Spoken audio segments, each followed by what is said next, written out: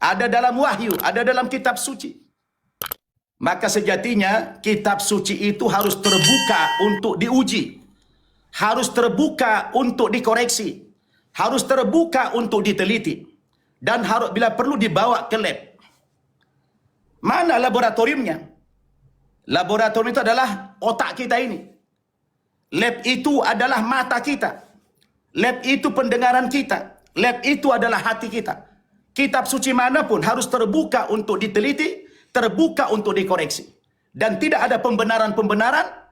Sesuatu yang tidak benar, jangan perjuangkan. Harus pastikan benar, terus tidak. Karena kita dikasih Allah akal. Saya kasih analogi begini. Sebenarnya, mana sih lebih dulu? Keyakinan atau kebenaran? Mana lebih dulu? Mana lebih dulu? Keyakinan atau kebenaran? Kalau menurut saya, bergantung umur. Bergantung umur. Kalau umurnya dari 0 sampai 15 tahun katakan, lebih dulu keyakinan. Karena dia faktor lahir. Lahirnya Islam. Ayah ibunya Islam. Dia tidak belajar. Karena ayah ibunya Muslim, otomatis anaknya dibentuk jadi Muslim. Kan begitu? Istilah bahasa Nabi, kullu mauludin yuladu alal fitrah, fa'abawahu yuhawidanihi, au yunasiranihi, au yumajisani. Ya, setiap anak yang lahir itu bersih suci. Bergantung lingkungan kedua orang tuanya lah yang membentuk. Apakah si anak ini kelak menjadi Muslim, menjadi penganut agama Yahudi, atau Nasrani, atau Majusi, atau apapun namanya. Itu yang membentuk lingkungan keluarganya. Akalnya belum berfungsi. Jadi kalau dari umur 0 sampai 15 tahun, lebih dulu keyakinan. Tapi kalau sudah umur 15 tahun ke atas, tidak lagi. Mana lebih dulu? Harus kebenaran dulu baru keyakinan. Ya, harus kebenaran dulu baru keyakinan. Saya berani naik pesawat terbang setelah terbukti benar pesawat yang unsur-unsurnya itu besi bisa terbang dan selamat penumpangnya karena sudah terbukti benar, maka lahirlah sebuah keyakinan. Saya yakin, tidak ragu saya naik pesawat terbang. Karena secara teori sudah terbukti benar. Ini pesawat bisa terbang sampai ke tujuan dengan selamat. Kalaupun ada 1-2 kecelakaan itu biasa. Itu apa artinya? Keyakinan muncul dari kebenaran dulu. Dari bukti dulu. Nah, itu umur berapa? Umur 15 tahun sampai dia tua. Artinya apa? Bahwa beragama tidak faktor lahir lagi, nggak faktor keturunan lagi. Itu sebabnya dalam Islam dikatakan ad-dinul akal. Agama itu masuk akal. Agama itu bagi orang yang berakal. La dina liman la aklalah. Tidak dianggap beragama orang yang tidak punya akal. Maka orang gila dalam Islam tidak wajib sholat, tidak wajib puasa, tidak wajib ibadah. Ya. Tapi orang Islam yang wajib ibadah itu apa? Diawali dengan kalimat akil baligh. Orang yang akalnya sudah sempurna dan dia sudah dewasa, sudah bisa membedakan yang hak dengan yang batil, yang baik dengan yang buruk, yang pantas dengan tidak pantas, maka orang ini dikatakan mukallaf. Orang yang sudah bisa membedakan mana baik mana buruk itu. Kepadanya dibebankan agama, kepadanya diwajibkan perintah ibadah. Jadi orang kalau sudah berakal, sudah sempurna akalnya, bukan yakin dulu, tapi kebenaran dulu, baru keyakinan lahir. Pembuktian dulu, baru muncul keyakinan. Kalau levelnya anak-anak, ya keyakinan dulu dong. Karena akalnya belum sempurna. Bergantung lingkungan orang tuanya. Masa kita sampai hari ini udah tua-tua begini, masih dogma-dogma saja? Ya, kita tidak boleh dogma. Gak boleh dogma kita. Karena kita dikasih Allah akal. Dikasih Allah kita kecerdasan. Fungsikan kecerdasan kita. Tidak mungkin itu kontradiksi. Karena Tuhan mewajibkan agama kepada orang yang sempurna akalnya. Orang gila tidak wajib beragama. Maka orang harus cari itu. Ya, jangan ujuk yakin. Namanya dogma itu. Masa bodoh dengan pendapat orang? Itu tidak boleh. Namanya pembenaran. Tidak boleh itu. Maka agama itu sejatinya terbuka untuk diteliti, terbuka untuk dikoreksi, terbuka untuk semuanya. Oleh karena itulah kita perlu menguji. Kalau begitu prosedural agama sampai, kita menguji yang mana yang benar. Sekarang ini kan orang klaim-klaim. Ada Al-Quran, ada Injil, ada Taurat, ada Zabur. Ya, yang semua itu tadinya dari Allah. Maka dalam Islam, kami dimasukkan dalam rukun iman. Ada 6 rukun iman dalam Islam. Rukun itu artinya sesuatu yang mesti ada. Sesuatu yang harus dilakukan. Salah satunya apa? Kami wajib beriman kepada kitab-kitab suci yang turun sebelumnya. Seperti Taurat, Zabur, dan Injil. Kami wajib percaya itu. Tetapi ketika datang Al-Quran, sebagai wahyu yang terakhir, kok dia mengkritik? Kok dia mengoreksi? Kata Al-Quran, kitab-kitab suci yang terdahulu yang ternyata dari Allah itu, ketika sampai ke tangan manusia, itu kok dirubah-rubah. Kata Quran. Kita jangan marah. Saya kalau begitu dikoreksi ya kita harus evaluasi. Kita harus muhasabah. Kita harus cari tahu. Maka saya bikin frame-nya begini kalau untuk menguji kebenaran itu. Yang mana yang benar? Kita uji dulu kitab suci ini. Kalau nanti kitab suci itu sudah benar dengan tolak ukur yang jelas, barulah isi-isinya itu kita ikuti. Capek kita dialog, capek kita mengkampanyekan ya dengan dalil-dalil, dengan hujah-hujah referensi ini. Kalau toh kemudian sumbernya bukan dari yang benar, sumbernya bukan dari Tuhan. Nah, itu yang penting. Maka kita uji dulu dari beberapa kitab suci itu yang mana yang benar dari Tuhan. Cara mengujinya gimana? Yang pertama, nah ini boleh dicatat. Yang pertama,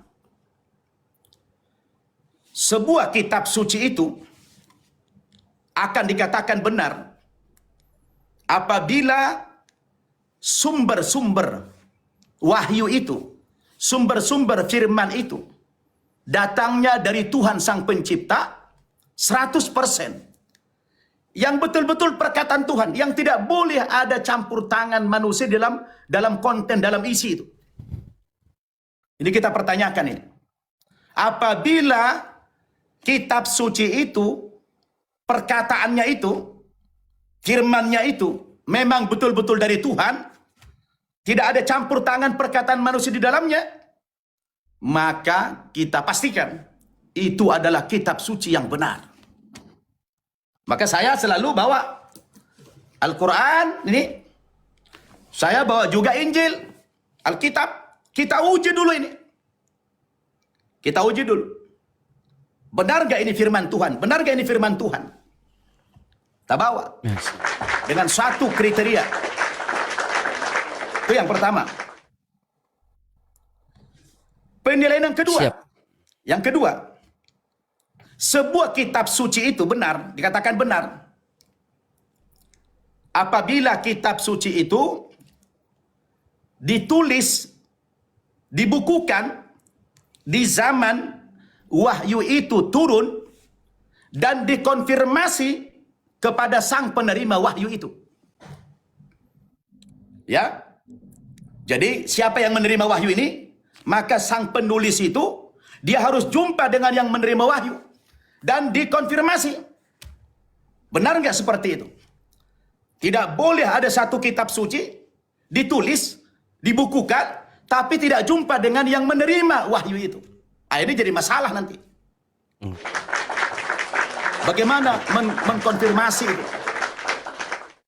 Maka Al-Quran, kalau kita lihat Al-Quran itu, dia sanadnya bersambung sampai kepada Nabi.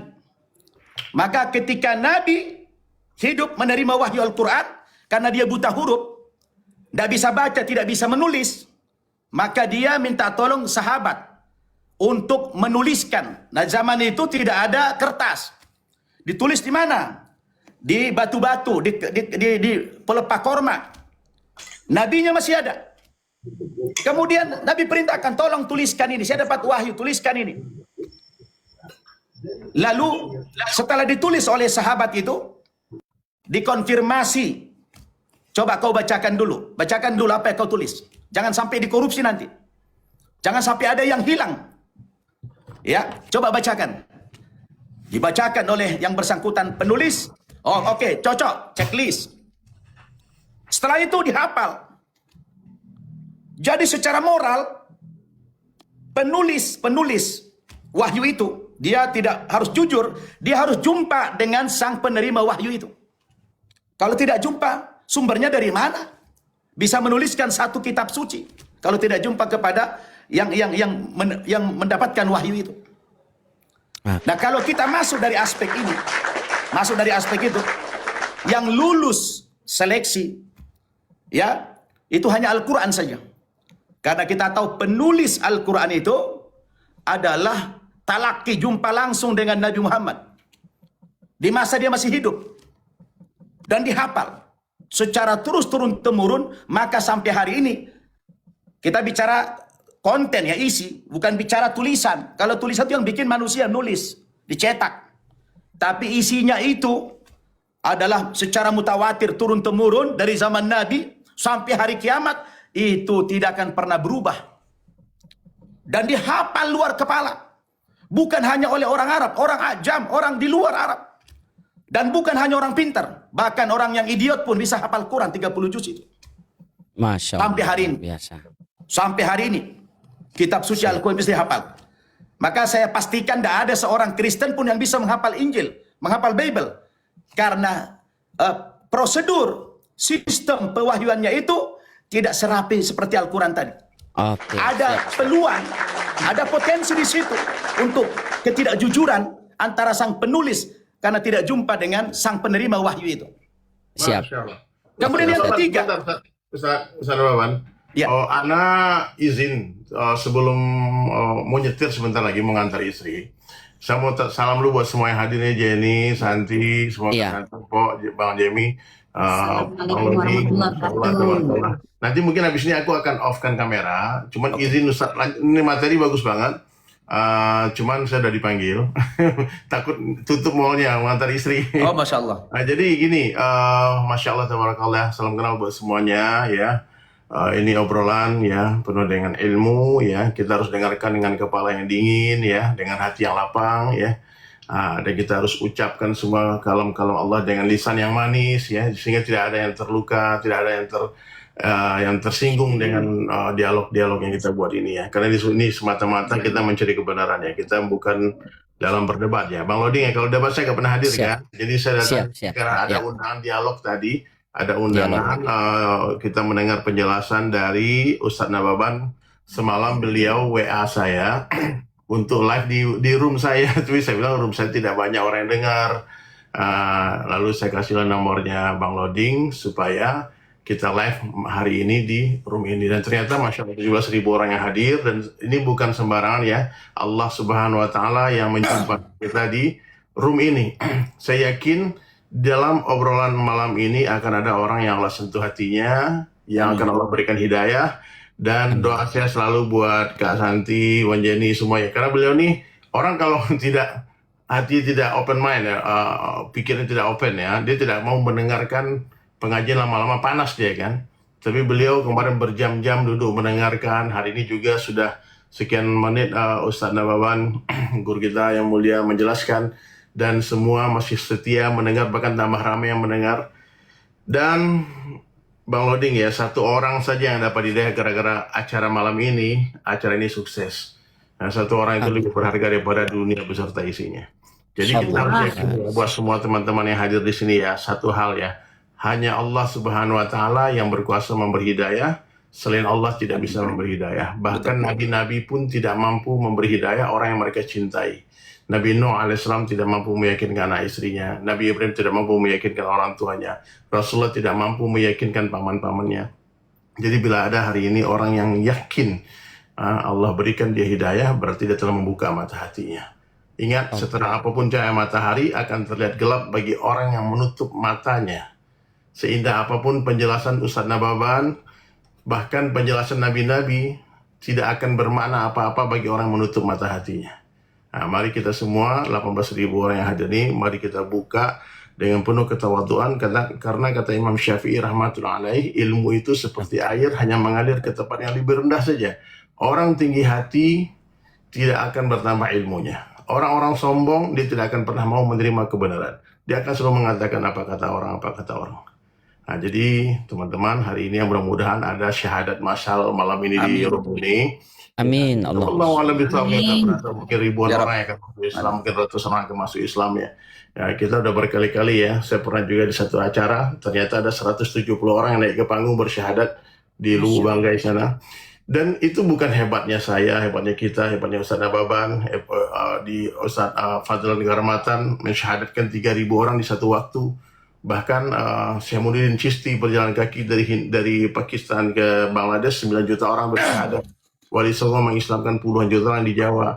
Dan kita semua tahu sejarah ya, dulu Islam bukanlah negara yang penduduknya Islam. Bahkan agama yang tertua di sini itu dulunya kepercayaan, ada Sunda Wiwitan, ada semuanya. Bahkan ada Kejawen, ada Hindu Buddha. Dengan datang dakwahnya para wali-wali Allah, akhirnya mereka semua dengan sukarela ingin mengikuti. Bahkan mereka cuma ngomong gini aja, kunu mislana, jadilah seperti kami. Mereka semua ikut sami'na wa ta'ana. Akhirnya satu kota masuk Islam, satu kampung masuk Islam. Hari ini mungkin satu TikTok masuk Islam. Pak Ustaz Nababan, sedikit info aja, di roomku udah 93 orang yang login tanpa ku ajak loh. Tanpa ku ajak. Mereka cuma komen-komen, Ustaz aku mau masuk Islam gimana caranya? Aku naikin, aku syahadatin, bagi nomor WA, lalu kita ketemuan. Alhamdulillah ada yang sampai hari ini, bahkan ada yang sudah umroh. Jadi kita nggak pernah tahu ya, nggak pernah tahu. Kita sangka baik kepada Allah, sangka baik kepada hamba Allah. Semoga teman-teman yang hadir di sini semua jadi orang baik, semua selamat dunia akhirat. Itulah fikirnya Rasulullah SAW, itulah fikirnya Nabi-Nabi. Bagaimana semua manusia selamat dari azab Allah, masuk dalam surganya Allah Taala. Jadi dakwah ini ya teman-teman yang non Muslim yang hadir ya, adalah kerja cinta. Dan saya tahu juga para misionaris, para pendeta bekerja juga dengan cinta juga ya. Dan kita sama-sama duduk bersama berpikir. Kita selalu dialog ya, bahkan di depan saya ini, di kursi ini sering sekali Pastor Gilbert datang, bahkan 5 jam, 4 jam kita ngobrol, sambil tertawa, sambil ngopi, ya sambil berpikir tentang kebenaran ini apa sih. Ya, kan kita materinya keselamatan ya, keselamatan ya Islam ya, keselamatan ya salam dunia akhirat.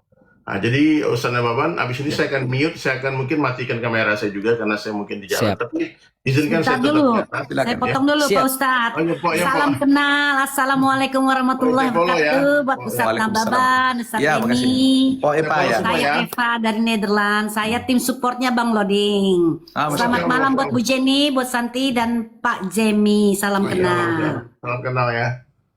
Malam Bun. Iya, Siap, Pak, Ustaz. makasih. Bang Loding minta maaf ya, aku Siap, menjelang siap. pembicaraan Di Ustaz parkun Nababan. saja, matikan Ya. kamera saja. Ustadz di sini Pak dulu. Jenny, Ya. Syukuran ya. dengarkan ya. Syukuran, Teman-teman sendiri, di bawah, syukuran. kalian tulis komentar yang sopan karena semua komentar negatif yang kalian tulis, kalau kalian orang beragama, yakinlah itu akan jadi masalah bagi kalian di akhirat, akan jadi hutang di akhirat nanti. Maka Siap, Bang Dery. caci maki, stop saling menghina, mari kita saling memotivasi, saling mendoakan. Semoga kita semua selamat dunia akhirat. Amin. Amin, amin, amin. Siap. Materinya Ustaz Mawar. Ya. Terima kasih Oke, Ustaz. Tadi. Izin Nah. sedikit saya perkenalan, ini Pak Jemi, dia seorang Katolik, ya, seorang Kristen Katolik. Beliau juga dalam mencari kebenaran. Mungkin beliau sekarang ini bagaikan layang-layang lagi terombang-ambing ke sana kemari. Nah, dan ini juga sudah ada Bu Santi. Bu Santi ini juga kawan diskusi saya yang baik, dan ini juga ada Bu Jenny dari Manado ya. Ini baik-baik semua. Mungkin di sini kita bisa dialog ya, mungkin ada yang mau bertanya tentang Islam atau ada yang mau bisa paparkan bagaimana konsep keselamatan di dalam kekristenan. Tadi sudah panjang lebar, Ustadz Nababan sudah sampaikan bagaimana. Bang Loding, Oh, maaf. siap. Jangan Iya, iya, terputus materi dulu ini, saya lanjut dulu. Oh iya, oke. Silakan, Ya. silakan. Kita lanjut Oke, sedikit lanjutkan, dulu ya, Ustaz Bu Santi ya. Lanjutkan ya. Lanjutkan ya. Siap, siap. Kita- Ya, Ustaz. Oke, siap. Jadi, ya, salah. Ya, Manila. Oke, lanjut Ustadz, Ya, lanjut baik. dulu, lanjut Ustadz. Luar biasa, setiap kali kita mendengarkan dakwah-dakwah dari lisannya Ustadz Dery Sulaiman ini adalah pilihan kata yang sangat indah, santun, bermartabat, luar biasa. Nah, suaranya pun lembut. Saya kebetulan orang Batak. Dari pabriknya begitu. Kadang-kadang ini suara saya paling kecil ini Bang Luding. Yes. Ini suara paling kecil nih. Ya.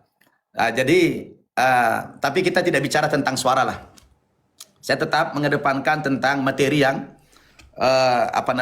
yang berdasar. Saya lanjutkan tadi.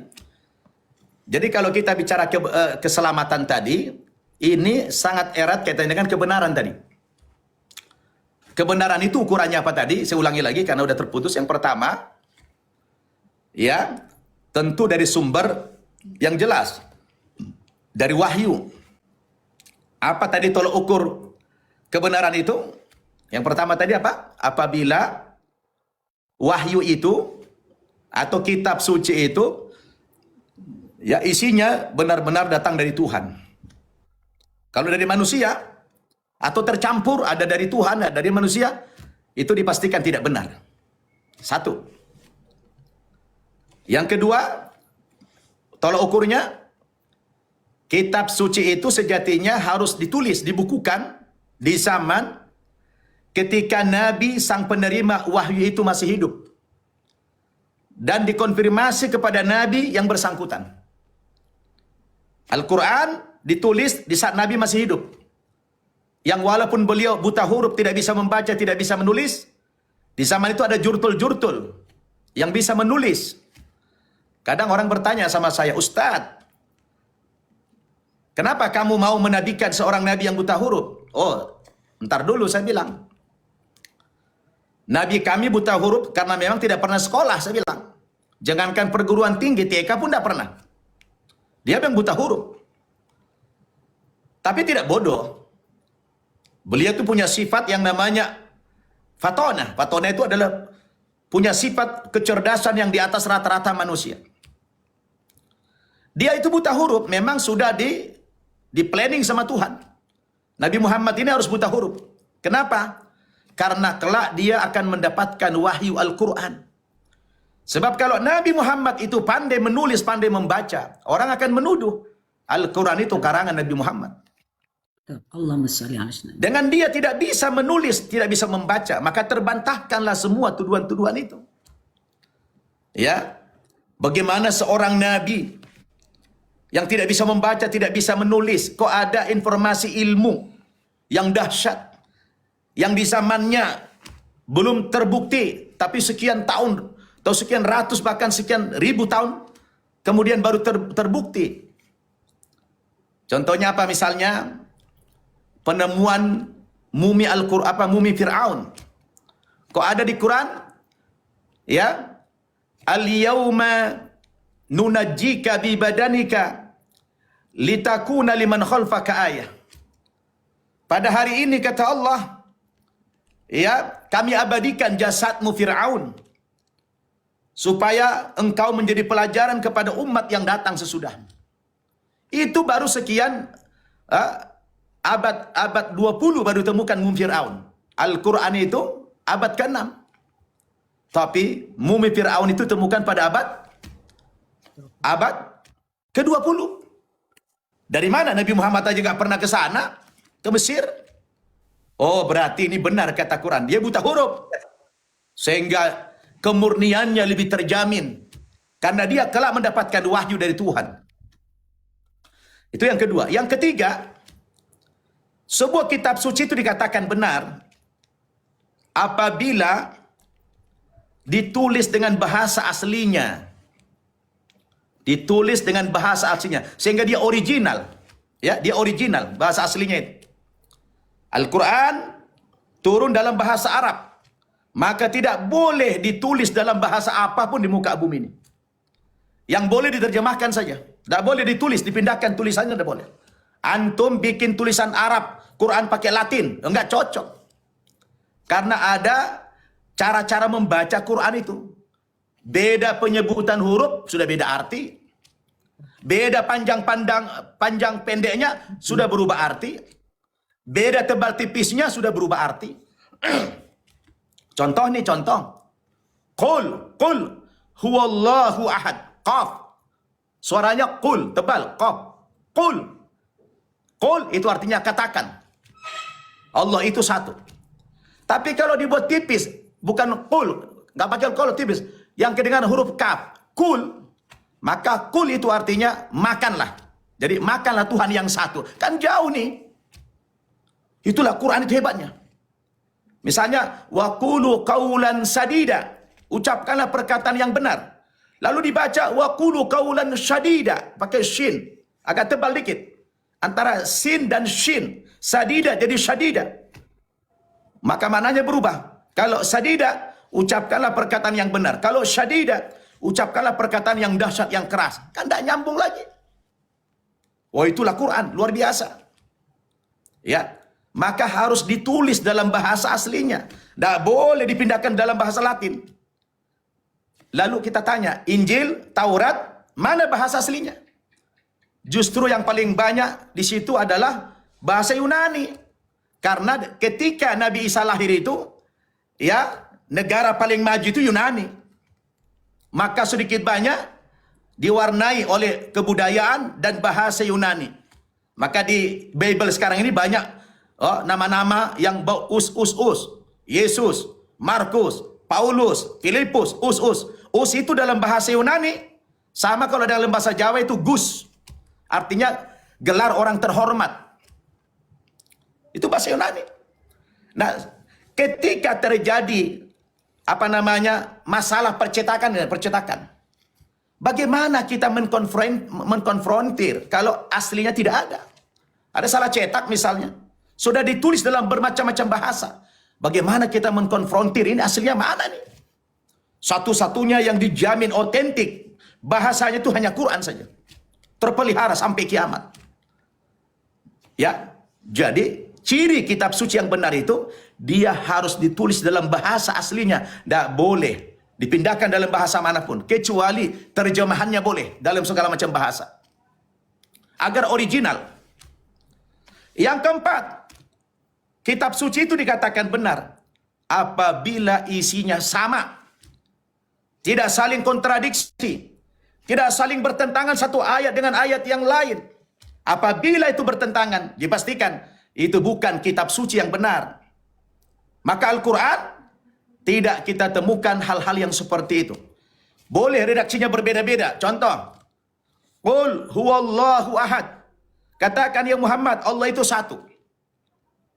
Redaksi lain, huwallahu alladzi la ilaha illa huwa. Dialah Allah. Tidak ada Tuhan yang lain kecuali Dia. Berapa Tuhan di situ? Tetap satu. Redaksinya boleh berbeda-beda, tetapi substansinya tetap sama. Karena kaya bahasa.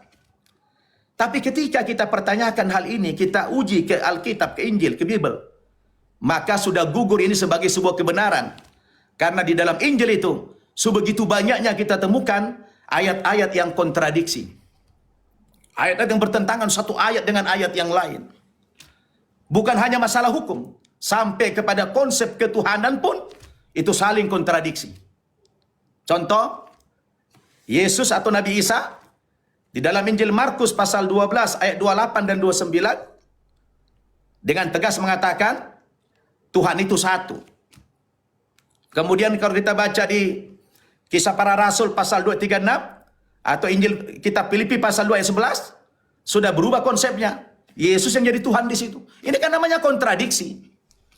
Agama itu tidak boleh bikin bingung penganutnya. Dan sampai hari ini, kalau kita mau jujur, satu-satunya agama samawi yang tidak pernah tuntas pembahasan konsep Tuhannya sampai hari ini, coba agama Nasrani saja. Sudah 2000 tahun agama ini. Tapi sampai sekarang masih diperdebatkan orang konsep Tuhannya. Padahal konsep Tuhan itu sejatinya tidak rumit. Harus simple, sederhana, mudah dipahami. Maka semua ayat-ayat tentang ketauhidan Tuhan dalam Quran sangat sederhana. Tidak usah butuh kecerdasan. Anak kecil pun dengan mudah memahaminya. Tuhanmu berapa? Satu. Mudah. Tidak perlu kecerdasan itu. Satu ya satu. Gitu kan? Tidak debatable. Mudah. Dan agama itu sejatinya bikin orang mudah. Jangan bikin orang susah. Ini kan multi tafsir. Satu jadi tiga, tiga jadi satu. Kita anggap ini Tuhan. Tapi ya, masa ada Tuhan hari kiamat tidak tahu kapan terjadi? Ini kan sangat kita pertanyakan konsep-konsep yang semacam ini. Maka saya, Bang Luding, kalau kita bicara tentang konsep keselamatan, saya pikir buat apa kita bicara keselamatan kalau yang sumbernya itu tidak benar?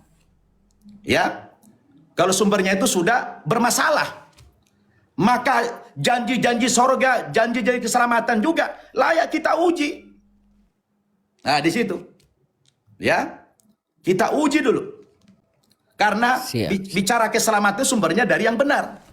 Kalau dia sudah benar ajarannya, memang betul-betul datang dari Tuhan, maka itulah keselamatan, selamatlah dia. Maka dikatakanlah Islam. Islam itu keselamatan. Nah, begitu. Masya Allah. Ya. Oke. Mungkin dari Pak Jemi atau Bu Santi, silakan ditanggapi. Bu Jenny Boleh. mau ditanya atau Mau bertanya atau apa? silakan. Ada Ustadz menjawab, silakan. Terima kasih Pak Loding. Saya tadi minta maaf karena TikTok saya error, saya mental. Jadi saya terima kasih sudah naik kembali. Dan terima kasih atas kajian ilmiahnya Ustadz Nababan tentang Islam, keselamatan Islam versus Kristen. Yang saya mau tanyakan di sini sebelum saya bertanya, sepengetahuan saya dalam Islam keselamatan adalah rahmat Allah, iman, amal soleh. Tetapi dalam Kristen keselamatan itu adalah anugerah kepada Yesus Kristus yang menebus dosa dan amal adalah hasil. Tapi dalam Kristen keselamatan itu adalah kepada Yesus Kristus yang menebus dosa dan amal adalah hasilnya. Jadi di Kristen adalah keselamatan di dalam Yesus Kristus, dan cara keselamatan itu diberikan Yesus Kristus adalah dengan penebusan dosa di atas kayu salib. Lalu amal itu adalah hasilnya. Yang saya mau tanyakan di dalam keselamatan konsep Islam itu bagaimana Pak? Baik. Terima kasih. Luar biasa Bu Jenny.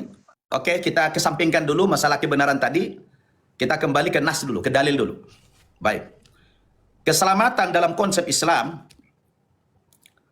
kalau mengacu kepada ayat-ayat Al-Quran, ya, itu minimal 2. Orang itu nanti akan selamat apabila dia pertama percaya, dia punya iman, beriman dia.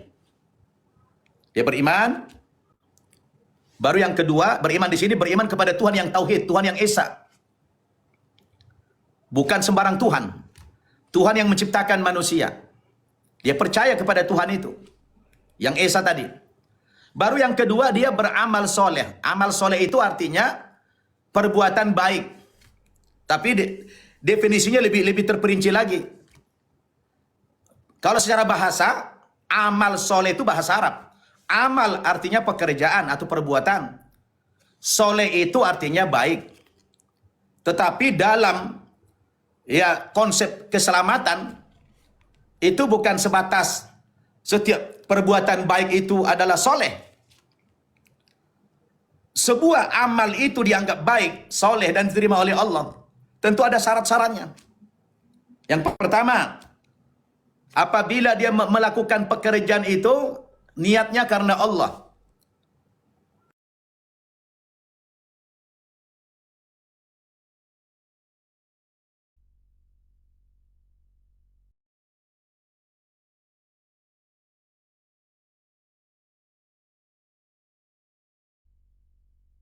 Wabarakatuh semuanya, Bang Jimmy, host dan Mbak Santi. Ya, kebetulan Ustadz kita lagi jeda ya.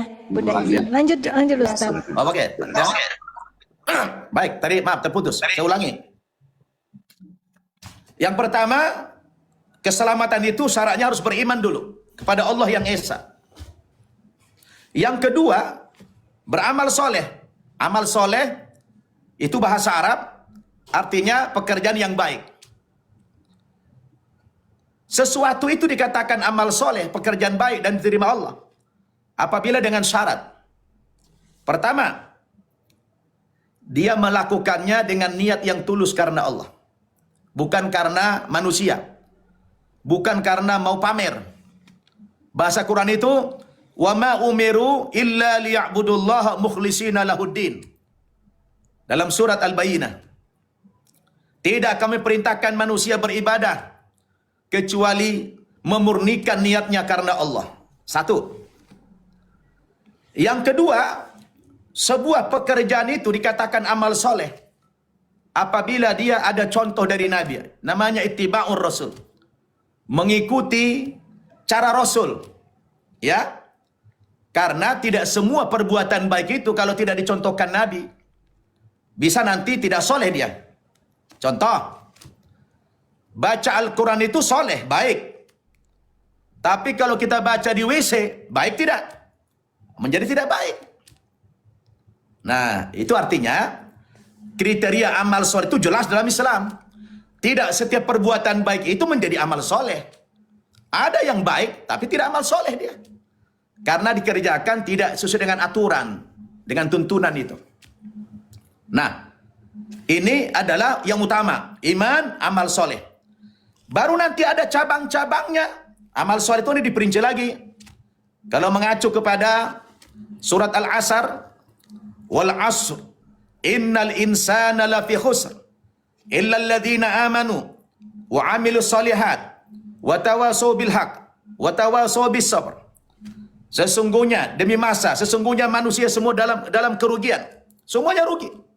Pedagang rugi, pejabat rugi, siapapun rugi. Kecuali yang tidak rugi siapa? Yang pertama, illal ladzina amanu, orang yang beriman kepada Allah secara tauhid. Yang kedua, wa amilus solihat, dia beramal soleh tadi. Yang ketiga, kalau dia muslim, wa tawasaw bil haq, dia selalu menasihati dalam kebenaran. Dia berdakwah. Yang keempat, wa tawasaw bis sabr, menasihati dalam kesabaran. Tapi yang inti itu dua, iman, amal soleh. Yang lain itu penunjang-penunjang saja. Tapi tidak boleh diabaikan. Nah, inilah konsep keselamatan dalam Islam. Kemudian di dalam hadis, kata Nabi, manusia masuk surga tidak mutlak karena amalnya. Tapi itu karena rahmat dari Allah Subhanahu wa ta'ala. Karena rahmat dari Allah Subhanahu wa ta'ala. Artinya apa? Tapi kalau kita putar-putar lagi, siapa yang dapat rahmat? Ya tentu orang yang beriman dan beramal soleh. Kan begitu. Jadi ini tidak kontradiksi. Ya, masa pelaku maksiat dapat rahmat? Kan tidak. Nah, masa orang yang tidak beriman dapat rahmat? Tidak. Jadi ini saling berkaitan. Seseorang dapat rahmat dari Allah karena dia beriman, karena dia beramal soleh, karena patuh dengan ajaran agamanya, dia tidak maksiat. Jelas konsep keselamatan itu. Jadi tidak dengan penebusan-penebusan, dengan pengorbanan-pengorbanan ini, tidak. Jadi keselamatan dikembalikan kepada diri dia. In ahsantum ahsantum li anfusikum. Wa in asatum falaha. Kalau kamu berbuat baik, perbuatan baikmu kembali kepada dirimu. Dan kalau kamu berbuat jahat, perbuatan jahatmu juga kembali kepada dirimu. Jadi nggak ada dosa warisan dalam Islam. Kau berbuat baik, kembali kepada dirimu. Kau berbuat jahat, kembali kepada dirimu. Kau yang menuai semua itu. Begitu. Dan nanti semua diperlihatkan oleh Allah. Famay ya'mal mithqala dzarratin khairan yarah. Siapa yang berbuat baik walau sebesar biji sawi, itu tidak luput dari catatan malaikat. Dicatat, diperlihatkan oleh Allah nanti. Sebaliknya, wa may ya'mal mithqala dzarratin syarran yarah. Siapa yang berbuat jahat, sekecil apapun perbuatan jahatnya, dicatat oleh malaikat. Setiap hari ada yang mengintai kita. Ada yang mengawasi kita. Ada dua malaikat. Malaikat Raqib, malaikat Atid. Raqib, pencatat yang baik. Atid, pencatat yang buruk. Dan ada nanti akan muncul video potret kehidupan kita dari lahir sampai mati. Dicatat semua itu. Ya. Sebegitu detailnya di dalam agama Islam itu. Maka kata Allah, wala taziru waziratu wizra ukhra. Dosa seseorang tidak ditanggung oleh orang lain. Siapa yang berdosa, dia yang dapat dosa. Dia yang menebusnya. Dengan dia taubat. Tapi konsep keselamatan dalam agama saudara-saudaraku terlalu sederhana. Ya, terlalu sederhana. Ya, manusia yang bikin dosa, manusia yang melanggar titah Tuhan, tapi Tuhan yang jadi garansinya. Tuhan yang berkorban demi manusia sebenarnya di sini akal kita harus berfungsi nih. Harus kita betul-betul pelajari betulin. Apa iya seperti itu agama? Nah, kita harus pertanyakan kembali. Maka saya katakan tadi, lagi-lagi kita harus kembali kepada nas itu, kembali kepada konsep itu, kembali kepada wahyu itu. Ini sumbernya kata-kata ini dari mana ini? Dari wahyu Tuhan kah? Atau dari perkataan manusia? Nah itu.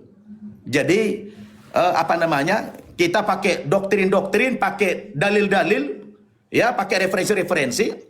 Kalau toh kemudian referensi itu memang dipertanyakan, ya kenapa kita harus bertahan dalam hal yang seperti itu? Kita koreksi. Dan Al-Quran orang Islam terbuka untuk dikoreksi. Silakan dikoreksi. Silakan diteliti. Ada orang bilang sama saya, Pak Ustadz, kalian suka memprotes. Kalian suka mengoreksi konsep ketuhanan kami yang banyak, yang Tritunggal. Tapi kalau aku baca di dalam Al-Quran kalian, Tuhan kamu juga banyak. Loh kok bisa saya bilang? Buktinya di Quran banyak ayat mengatakan kami.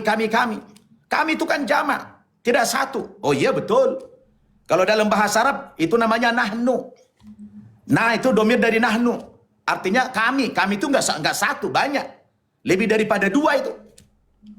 Ya. Terus kalau begitu Tuhan banyak. Oh tidak begitu pemahamannya. Di Quran contoh begini. Kata Allah, laqad khalaqnal insana fi ahsani taqwim. Sungguh telah kami ciptakan manusia itu, kami ciptakan. Allah menggunakan kata kami. Berarti banyak. Kami ciptakan manusia itu sebagai makhluk terbaik kata Allah. Nah, kenapa menggunakan kami? Apakah Tuhan banyak? Oh, tidak begitu pahamannya. Kami di sini karena memang ada keterlibatan makhluk di dalamnya. Allah memerintahkan malaikat untuk membentuk manusia dari tanah liat. Setelah itu ditiupkan ruh ke dalam manusia ini, maka kerja tangan malaikat ini diapresiasi oleh Tuhan, maka kalimatnya kami. Bukan Tuhan banyak, tapi Allah maha menghargai, Allah maha menghormati. Misalnya, inna nahnu nazzalna dzikra wa inna lahu lahafidun. Sesungguhnya kamilah yang menurunkan Al-Quran dan kami pula yang menjaga keasliannya. Allah menggunakan kami. Apakah Tuhan banyak? Tidak. Kami, karena Allah perintahkan malaikat Jibril, ya Jibril, tolong sampaikan wahyu ini kepada hamba-Ku Muhammad, dan dikawal oleh malaikat-malaikat yang lain. Ya, maka keterlibatan malaikat dalam proses penyampaian wahyu ini diapresiasi oleh Tuhan, oleh Allah. Maka dikatakan kami. Allah maha menghargai, Allah maha menghormati. Luar biasa Allah itu. Maka kalau orang tidak belajar bahasa Arab, teman-teman yang suka baca terjemahan-terjemahan saja tidak cukup, saudaraku. Harus belajar ulumul Quran. Ya, kebetulan kalau Alkitab kita tidak perlu belajar bahasa. Karena sudah diterjemahkan, ditulis dalam bermacam-macam. Saya orang Batak, saya pun sudah punya Alkitab yang berbahasa Batak. Nah, jadi ini saudara-saudara, jawaban kalau ada pertanyaan seperti itu. Nah, oleh karena itulah, ya, keselamatan tadi harus tidak ada dengan cara Tuhan yang mengorbankan dirinya itu keenakan itu manusia. Dia yang bikin dosa kok, dia yang berzina, dia yang mencuri, dia yang membunuh, enak banget. Hanya dengan modal percaya kepada Tuhan. Kemudian dia disalib dalam rangka menebus dosa. Wah, itu saya pikir sederhana banget itu. Terlalu gampang itu masuk surganya.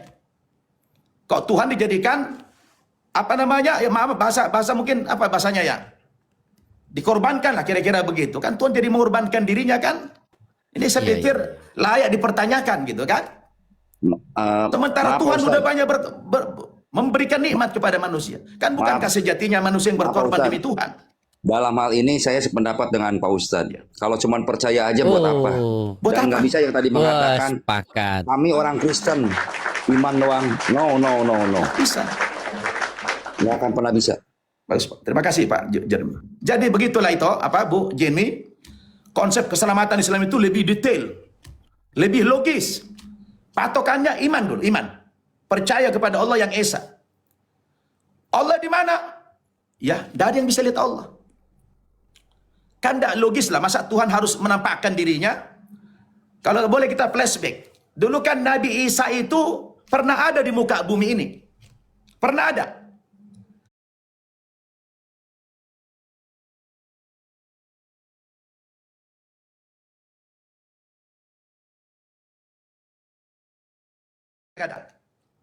Apalagi Tuhan punya silsilah. Ada silsilah kelahirannya.